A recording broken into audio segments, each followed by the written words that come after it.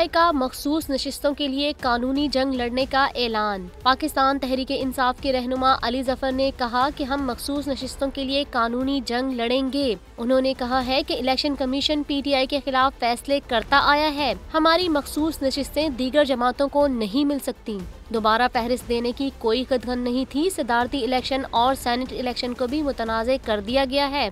अली जफर ने मजीद कहा है कि हमने फैसला कर लिया है कि हर फोरम पर आवाज उठाएंगे, कानूनी जंग भी लड़ेंगे, पार्लियामेंट में भी आवाज उठाएंगे, दीगर जमातों के साथ मिलकर भरपूर एहतजाज भी करेंगे। उन्होंने कहा कि बानी PTI को रिहा कराना है। उन्होंने मुतालबा किया कि बुशरा बीबी को अडियाला जेल मुंतकिल किया जाए ताकि उनकी बानी PTI से मुलाकात हो सके।